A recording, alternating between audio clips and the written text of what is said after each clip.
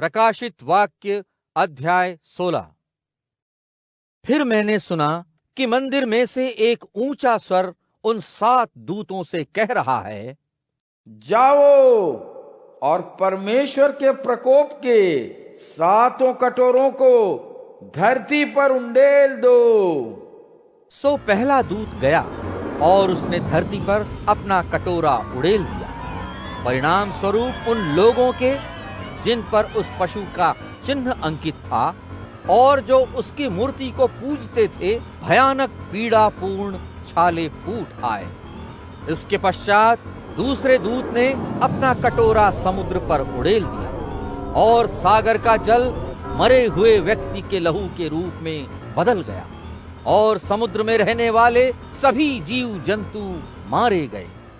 फिर तीसरे दूत ने नदियों और जल झरनों पर अपना कटोरा उड़ेल दिया और वे लहू में बदल गए। तभी मैंने जल के स्वामी स्वर्गदूत को यह कहते सुना, वह तू ही है जो न्यायी है, जो था सदा सदा से, तू ही है जो पवित्र, तूने जो किया है वो न्याय है। उन्होंने संत जनों का और नबियों का लहू बहाया, तू न्यायी है। तूने उनके पीने को बस रक्त ही दिया क्योंकि वे इसी के योग्य रहे। फिर मैंने वेदी से आते हुए ये शब्द सुने, हाँ, हे सर्वशक्तिमान प्रभु परमेश्वर, तेरे न्याय सच्चे और नेक है। फिर चौथे दूत ने अपना कटोरा सूरज पर उड़ेल दिया। सो उसे लोगों को आग से जला डालने की शक्ति प्रदान कर दी गई और लोग भयानक गर्मी से झुलसने लगे। उन्होंने परमेश्वर के नाम को कोसा क्योंकि इन विनाशों पर उसी का नियंत्रण है। किंतु उन्होंने कोई मन न फिराया और न ही उसे महिमा प्रदान की। इसके पश्चात 5वें दूत ने अपना कटोरा उस पशु के सिंहासन पर उड़ेल दिया और उसका राज्य अंधकार में डूब गया। लोगों ने पीड़ा के मारे अपनी जीभ काट ली।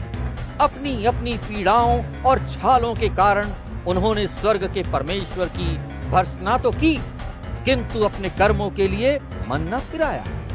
फिर छठे दूत ने अपना कटोरा फरात नामक महानदी पर उड़ेल दिया और उसका पानी सूख गया। इससे पूर्व दिशा के राजाओं के लिए मार्ग तैयार हो गया।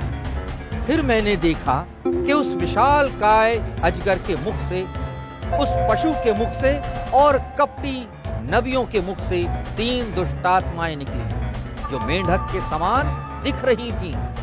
ये शैतानी दुष्टात्माएं थीं और उनमें चमत्कार दिखाने की शक्ति थी। वे समूचे संसार के राजाओं को परम शक्तिमान परमेश्वर के महान दिन युद्ध करने के लिए एकत्र करने को निकल पड़े। सावधान, मैं दबे पांव आकर तुम्हें अचरज में डाल दूंगा। वह धन्य है जो जागता रहता है और अपने वस्त्रों को अपने साथ रखता है ताकि वह नंगा न फिरे और लोग उसे लज्जित होते न देखें। इस प्रकार वे दुष्टात्माएं उन राजाओं को इकट्ठा करके उस स्थान पर ले आईं, जिसे इब्रानी भाषा में हरमगिदोन कहा जाता है। इसके बाद 7वें दूत ने अपना कटोरा हवा में उड़ेल दिया और सिंहासन से उत्पन्न हुई एक घनघोर ध्वनि मंदिर में से यह कहती निकली, यह समाप्त हो गया। तभी बिजली कौंधने लगी, गड़गड़ाहट और मेघों का गर्जन तर्जन होने लगा तथा एक बड़ा भूचाल भी आया। मनुष्य के इस धरती पर प्रकट होने के बाद का ये सबसे भयानक भूचाल था। वो महान नगरी 3 टुकड़ों में बिखर गई तथा अधर्मियों के नगर ध्वस्त हो गए। परमेश्वर ने बाबुल की महानगरी को दंड देने के लिए याद किया था